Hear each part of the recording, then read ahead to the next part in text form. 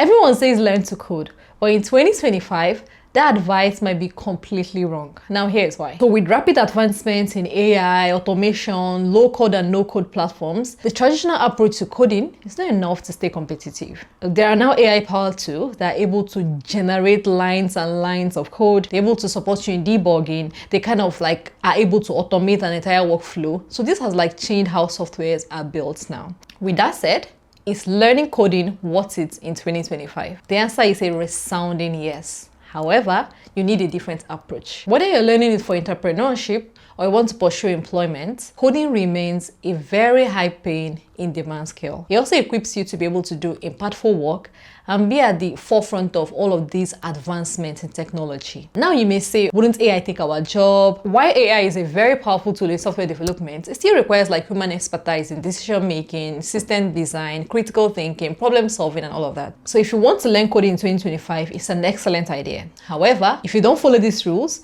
you may be wasting your time.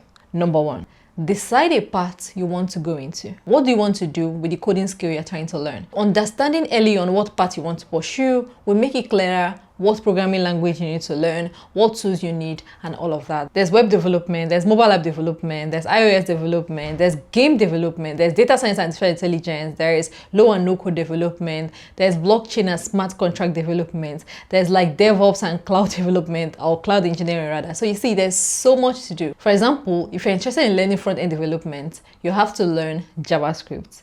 And lately, companies are leaning more towards TypeScript. If you're trying to learn data science, Python may be your best bet. Take the time to decide what path you'd like to pursue. At the same time, don't overthink it. As time goes on, you can always decide to do something else, right? So don't think it's final. You can start with like front-end development and end with being full stack. You can start with game development and end with being like a data scientist. Number two, choose the right learning platform and resource for your learning style. You more than anybody know yourself. So think about how you learn best and choose a resource that aligns with that. There's so much resources online. There are books you can read. There are videos now, which is very popular. Or generally, like looking at it from a wider angle, there's like self-learning. There's the other part where it's like a structured learning. So with self-learning, you're going to be acquiring this knowledge on your own without like a guided structure, like a teacher who is there teaching you all of these things. You are pretty much like doing it majorly by yourself. I personally use the self-learning routes. And if you'd like to do that as well, there are platforms like LinkedIn Learning, Udemy, Coursera, YouTube, and like a whole lot of them. Some of them are free, some of them are paid. So you see, there's something for everyone. In the link in the description, I have a free tool where you can see a lot of platforms, paid and free platforms, that you can pursue your self-learning. If you don't want to explore the self-learning route, there's formal education or coding bootcamps. Coding bootcamps are kind of like intensive teaching programs where you learn how to code, and some of them even offer support for you to get a job after learning how to code. Number three, understand the basics. The basics is very important because the small things make the big things. The very complex topics you're going to meet in the future are going to be made up by these basic concepts. Things like variables, functions, loops, and all of that. Oftentimes, you find them in all programming languages, and these are things that make up the bigger picture. So don't be in a hurry. I know how exciting it can be to go to the next tool, the next framework, the next topic. Spend the time to understand for yourself the foundational concepts, because that will determine how much you understand the complex topics that you're going to meet in the future. Get a mentor early on. Getting a mentor will save you a lot of time and frustration. You can get someone who like is a few steps ahead of you, or even a lot of steps ahead of you, who can provide you guidance and some instruction and some help. They can help you avoid common mistakes because they've made these mistakes themselves, or they know someone who've made them. They can recommend resources for you. They can recommend tools for you. They can even give you career advice. You don't have to do it all on your own. Getting a mentor changed my experience thoroughly. I had a mentor who met up with me once every Saturday and will coach me in my learning. So prioritize getting a mentor. However, don't make it seem like you're trying to be spoon-fed. Don't go to a mentor looking for them to do everything for you. No. Do some work yourself and show them that you've done some work and you're proactive and you're able to use whatever it is and make something out of it, right? So don't go to a mentor and expect them to do all the work for you. No mentor likes that. So platforms where you can find mentors are like LinkedIn. I find my mentor on LinkedIn. You can use like online coding communities on Slack, on Facebook. You can find mentors when you go to events, all these meetups. You can find mentors there. Don't be afraid to introduce yourself. Don't be afraid to network and try to meet people. Learning from someone's experience can accelerate your journey and help you to be motivated, because when you look at them, you see how possible it is. They are like in close proximity to you, so you are motivated, you learn from their experience. And some things you can learn from a mentor, you will not even learn it if you didn't meet them, or it will take you a longer time to learn these things. The fifth thing is join a community.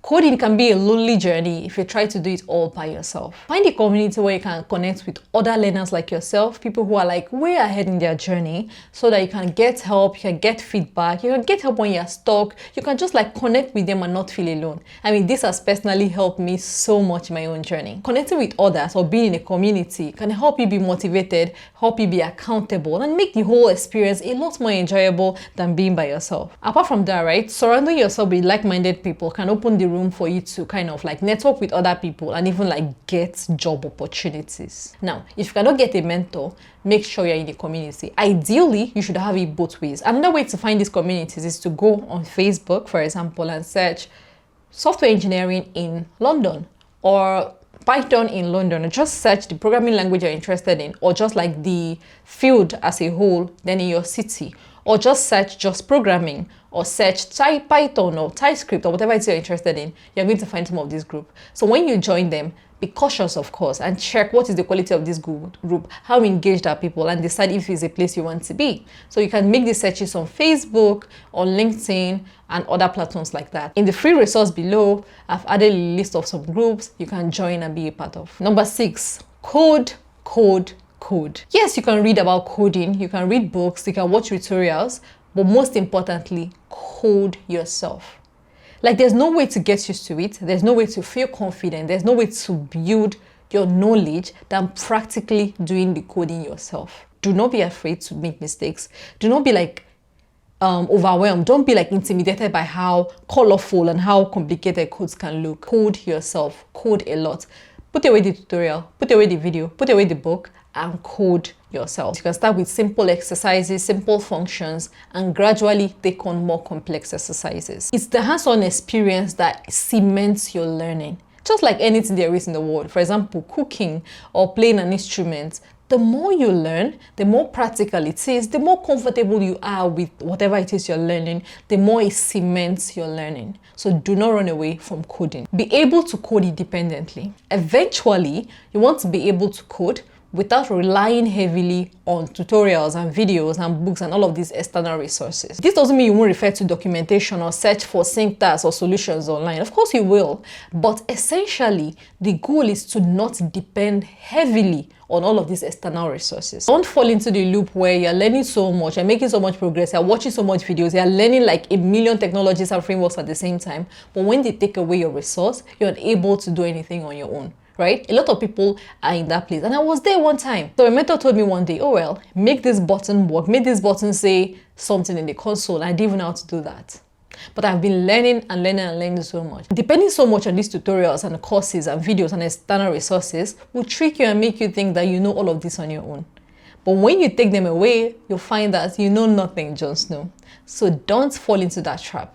Make sure that you are able to code. You're able to think for yourself. You're able to kind of think of solutions to some challenges. At the end of the day, that will make you a much stronger developer. That brings me to my next point, build stuff. The idea of building something from scratch may sound very intimidating. However, it's one of the best ways to learn. So the project does not have to be like groundbreaking. It doesn't have to be, oh my goodness, an application that cures cancer or something big like that. Nope. It can just be like something very small, something very basic, a function that returns the sum of two numbers, a very bland website that just say hello world. Like, just start slowly, and then you can build your way up to more complex projects. So what matters is that you're applying your knowledge and you're gaining the confidence that you need. So when you're building stuff, it also helps you to have a portfolio, right? So when you're ready to job hunt, you're not grappling last minute and desperately looking to put together a portfolio, because the whole time you've been building stuff. So when you're ready to apply for a job, you can vet all of these projects and decide which one is fit to be in your portfolio.